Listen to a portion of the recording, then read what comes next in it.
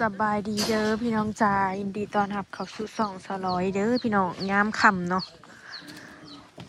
กำลังพากันอาบน้ำแล้วพอดีเบาอ้อยว่าขายหมูพี่น้องเขาจะมาซื้อหมูสลอยสิขายหมู4 โตแหละยัง4 โตตัวหนึ่งมันเจ็บขาบ่หัวเขาจะสิเอาเบิดบ่หมูคุณเขาเจ้าเดี๋ยวนี้ตัวใหญ่ซองจักโล8 ครึ่ง8 ครึ่ง8 ครึ่งบ่ธรรมดาเป็นนั่นแหละเขามาเพิ่มเยอะเพิ่มยังอยู่แล้วพอมันกินได้ครึ่งเพิ่มขี่มันบ่จังซอง8พี่น้อง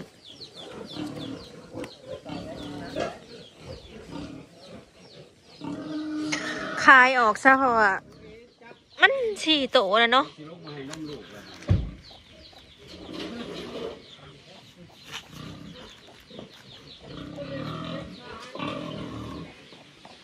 มันบ่หลายโตเลยกินว่าอาหารก็บ่หลายพี่น้องหมูงวดนี่นะน้ำหนักก็บ่ค่อยได้แต่มันยังบ่ได้ฮอดกำหนดขายดอกเนาะแต่ว่าเฮาสิขายออกเบิ่งหมูเขาเจ้ามันแล้วแต่งวดมันพี่น้องอันหมูนะคะเฮาขายสุดก่อนนั่นก็น้ำหนักก็บ่ปานใดนั่นเป็นยามฝน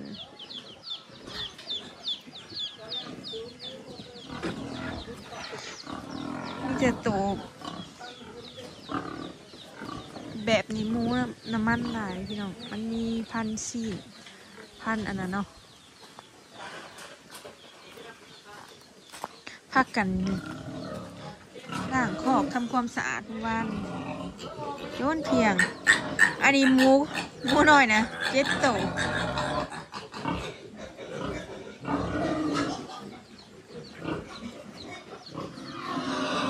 งามเลยพี่น้องหมูแม่นี่อันเสียงห้องนะบริสิห้องยังในห้องยากใจสิได้ตูดจากโลพี่น้องหมูกินหัวอาหารบ่เก่งเป็นไดยังบ่พอขายแต่ว่าสิขายออกหัวอาหารก็ยังเหลือหลายสอบอยู่28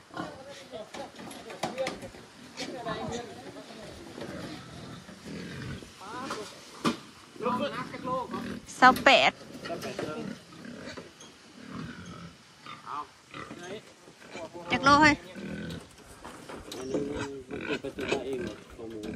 เพิ่นสินอนบ่น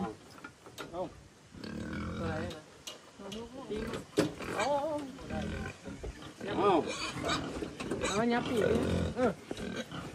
ยับตีลูกเราอ๋อวันนี้ไปเบิ่งก่อนเซ่เอาร้อยเท่าไหร่6อะไรนี่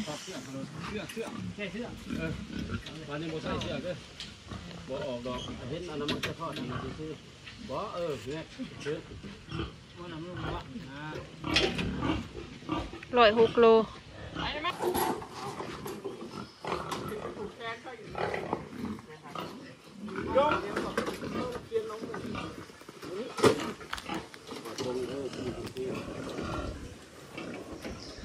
ได้โตละ90 โลอยู่ป่ะนี่อะไร109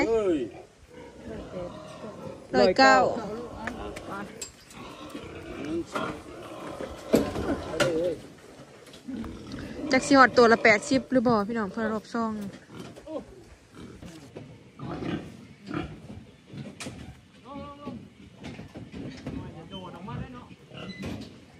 ลมคำมาแล้วกะมื้อนี้หนาวกว่าเมื่อวานอีกพี่น้อง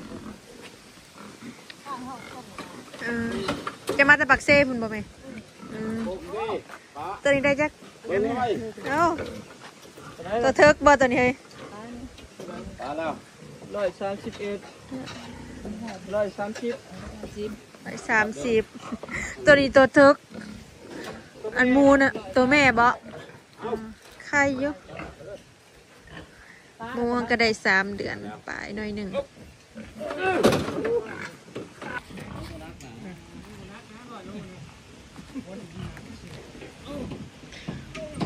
ตัวทำอีได้77.5 โล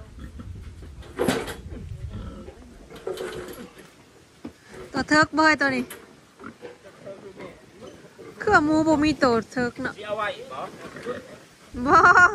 คันตัวเทิร์กยังว่าน้ำหนักมันก็สิไข่แน่เด้ ตัวแม่มันน้ำหนักบ่อยากกันนะ เอา1 2อ้าวเบิ่ง เราเท่าไหร่ จับเด้อ มัน117ป่ะ ไปเลยเอามาเข้ามาเฮา 116โดด นับไปซื้อหาได้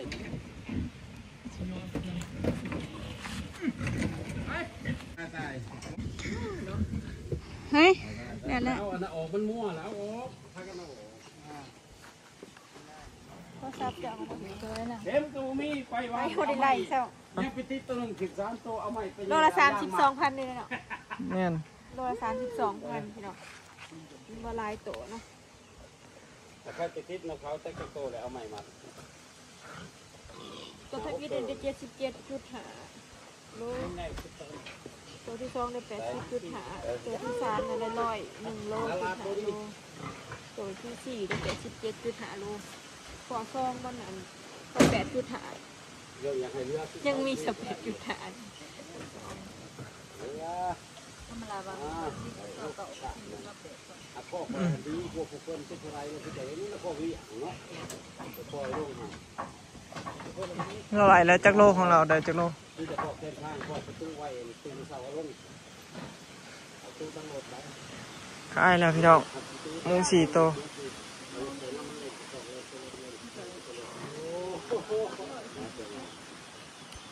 ร้อย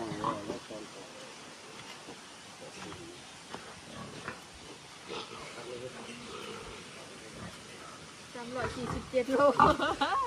347 โลเปิดเลยบ่ห้ามน้ำ เปิดเลยเต็มเผาเลขหมูโอ้ยขายแต่ละเถื่อหมูเลขออกไหน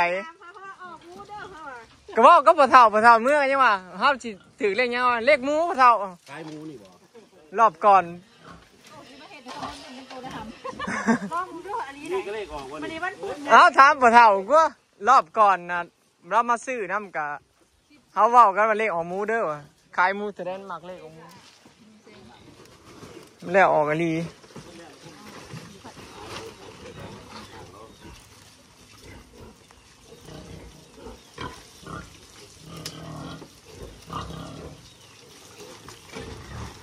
คิดว่าหมูเลือกเขาเลือกบ่4ตัว มันได้หน่อย เป็นงานทายอยู่นะอันนั้นหมูเลือกเขาเลือกบ่เต็ม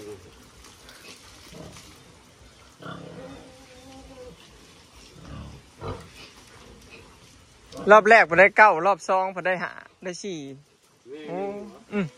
รอบแรกพอได้ลายได้9โตผม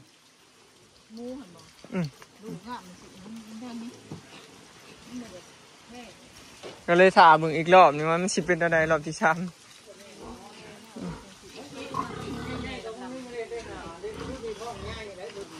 บ่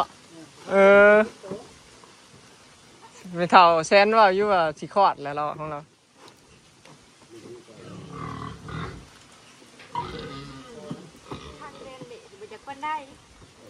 ได้บ่อยากร้ายเลยเลย เรียกอาหารดีๆนะคงโตกันเลยกินเรียกอาหารที่หลายไม่ได้กินได้อาหารลาวก็คือได้แต่ของค่อยกิน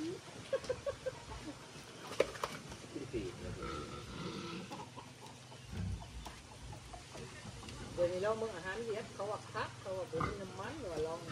มาใหม่บ่ มันมีน้ำมันเขา จะกินเคยเรียกอาหาร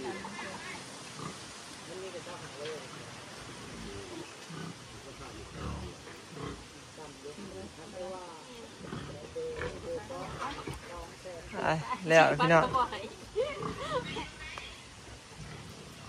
แล้วพี่น้อง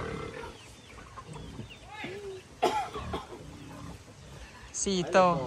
ราคา32 39เนี่ยตัวขั้นลายตัวนะใช่ไหมคะ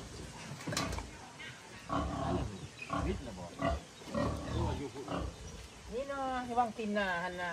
แม่นวางตีนหน้านั่นแหละได้เงิน11 ล้าน 11 ล้าน4ตัวได้แต่ขาอาหารนั่นแหละได้แต่ขาอาหาร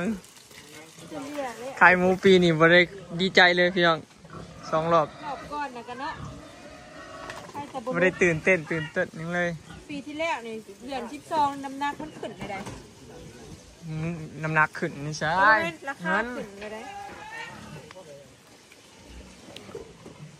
เจ็บมากขอหารกันยัง3 สอบ4 สอบนี่แหละโตหรอ6หน่อย6นี่แหละประมาณนี้แหละครับ6หน่อยนะพอมันยัง3-4 สอบ3 สอบ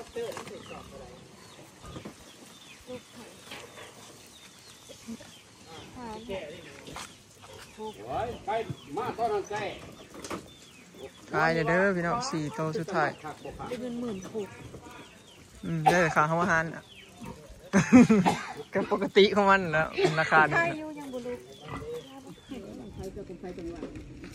หมู4 โตพี่น้องน้ำหนักก็บ่ได้เนาะหัวอาหารทานยังจักสอบเลย3-4 สอบได้เบิดบ่มาคืนนี้กูบอกว่าใช้โทรให้อ่อยแหนมหมูก็ปิ่นยังได้ตัวละ86 โลเฉลี่ยแล้วเนาะ86 โลจุดหาลินมาแล้ว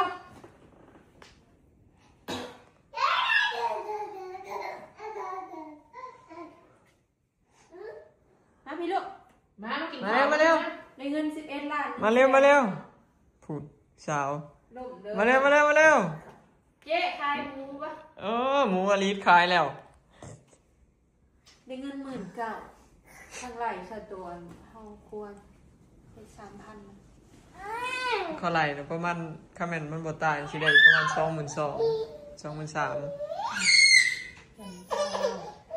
หน่วยที่มันต้องทำมากำไรเดี๋ยวพี่น้องได้แต่ทุนหัวอาหารพี่น้องใครอยู่ยังบ่รู้แต่จะกว่าหัวอาหารว้าวเสียดายฉันเนาะขายแล้วก็เข้ามาตอนแรกไปมือน่ะสิขายแหละพอดีมันมี2 เจ้าแล้วเจ้านี่นะบ่พอรถก็เลยเจ้านี้เมาหัวอาหารก็ยัง3 สอบยังหลายพี่น้องพอดีไว้บ่ได้ให้ไผดอกพี่น้องบ่ได้กำไรบ่ได้เลยรอบก่อนน่ะก็ไม่ต้องมื้อบ่ได้ให้แต่ละบ่าวคนที่ย่อหมูซอยไปไกลๆให้เงินเองกำไร100,000รอบก่อนให้ซิมอนพอใส่แล้วก็คนละบ่าวเนาะคนละมื้อคนละแสนรอบก่อนน่ะคุณยายก็บ่ได้ให้ตลอดก้อนผู้ขายที่ขายรอบก่อนน่ะให้อยู่คุณยายบ่ได้กำไรเลยบ่ได้กำไรบ่จกขึ้นเจ้าของใส่กันยังวันนี้นะรอบนี้พี่น้องเศรษฐกิจแย่แฮงหอยแม่นี่แสนนึงบ่ฮอดเท่า50 บาทโล1หมูแล้วพี่น้องบ่ได้ย่างนะ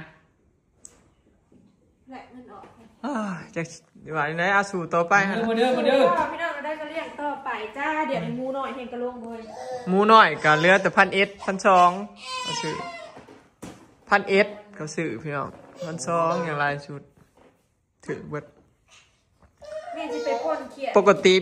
ฮอดเดือน12นี่ช่วงนี้มันต้องขึ้นนะหมูหมดแดงในเสือนั่นหมดแดงเสือเจ้านั้นนั่นในมือลูกนั่นเขาให้ใบนึงนะมันคงมันกินดอกผักกระเดามันใช้คือเป็นดอกแล้วในถุงหน้าได้บอกกี่มาได้แล้วก็11 ล้านถ้วนบ่11 ล้าน1,400,000กีบแต่เราหายไปนะบาปเจ้าหายได้พี่น้อง4,000 กีบก็เสียดายพวกบ่เลี้ยงหมูในกายไปไหวนี่โอ้ยแม่ลูกกระดาษนี่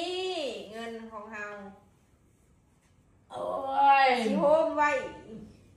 เด้โดยเฉพาะข้าวอาหารพี่น้องเอ้ยไปซื้อห้ามซื้ออาหารต่ออะไรเนี่ยข้าวอาหารกับ10,000 กว่าบาทกับ 20,000 บ่ข้าวอาหารขายหมูตอนแรกว่าสิไล่ลบเบิ่งว่ามันเท่าไหร่บ่ไล่พี่น้องได้ยินซะว่าได้ 16,000 ซ้ำหัวอาหารเลยบ่ไล่สักหยมบ่ไล่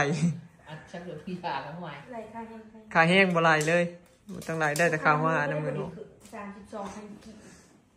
หมูแดงข้าวตาอีก100เอาแม่ โอ้ยเก็บ บอก ไป แล้ว เอ้ยไป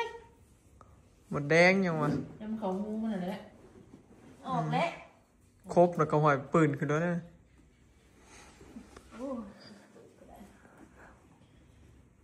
เอา เลยสะกดมันนั่นอยู่ นี่แหละพี่น้องเนาะขายหมูย่ำแรงจังได๋กำไร บ่สิได้ขายเลยอยู่ดี แม่นคิดว่ามื้อหน้า ก็ลือกันนี่แหละเอาหมูกระทรวงเราโทรมาบอกว่าจะสิมาหมูเด้อ เว้ากัน ขายออก มื้อห ข้า น้าง เนาะ ขายตัว อ่ะวัดเนาะ มันหน่อยพี่น้องบอยก็เลยขายค่ะบ่อยากรอที่จริงหมูมันก็ประมาณ2 ทิศบ่ได้จังได๋ครับ เด็กคุณรู้บอกว่าสิมาเฮือน บ่มีทุนคุณนะพันมาเงินพวกหลายอย่างราคาแบบบ่ขึ้นแน่ที่ขายลูกมันเอามันคุ้มได้เนาะ แม่พันธุ์ก็หลายเด้มันสิได้ลูกเบิดนั้นมันก็บ่ว่าก็เลยสิขายเบิดซะ ลูกสามแม่เนาะ มีเมย์สิออก มีแม่ เดือนสองแม่ บ่เกินวันที่20นะหมูอีแม่ ออกคุณเดือนสอง